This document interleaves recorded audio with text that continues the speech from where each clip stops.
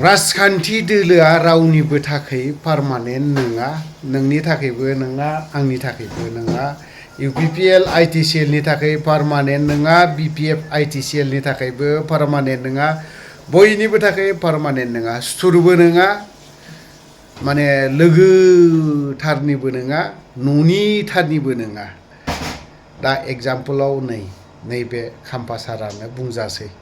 मानो होननानै बुङोब्ला बिथांमोन सारमोन बायदिया बुंनो हामा, नांनानै फैनाय दावहा नांबोनाय मानसि बिसोरबो बुंनो हामा, थेवबो राजखान्थि हिसाबै बाथ्राखौ बुंनो गोनां जायो। दा जेरैबायदि चन्दन ब्रह्म सार ना थांनो हायो ना फैनो हायो, माखासे बाथ्राखौ गोबां राजनितिकआव बुंनो गोनां जायो, बुंबायबो। सारा सिबाय बेसेरा बेबो फैसिगोनदां, आंनि आन्दासाव फैनोबो हागौ। आरो दा बिपिएफआवबो सार दुर्गा दास बर' गोबां जाथाय मोनबोदों, सोलोंनांगौ दं, नाथाय बिसोरनि थाखाय राजखान्थिया पारमानेन्ट नङा।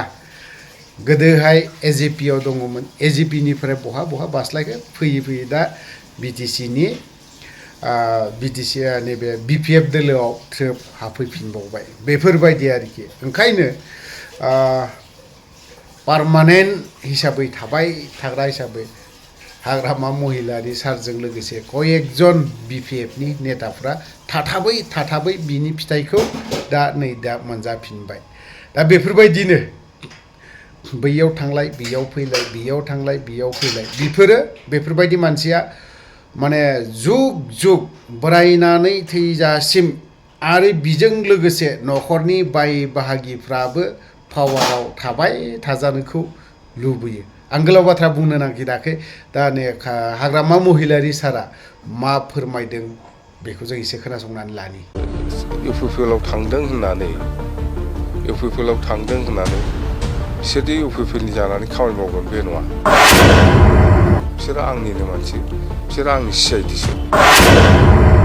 बिटिसिनि दिनैनि राजनितियाव पलिटिकेल पार्टिनि जिथु पजिसन, राजनिति पार्टिनि जिथु पजिसन, बियो बिपिएफआनो एक नाम्बाराव दङ। बे चन्दन खाम्फा थांनायखौ नोंसोर गाब्रायनो नाङा।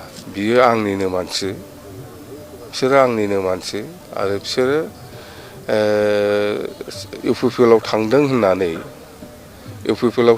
होननानै बिसोरदि इउपिपिएलनि जानानै खामानि मावगोन बे नङा। बिसोरो आंनिनो मानसि, बिसोरो आं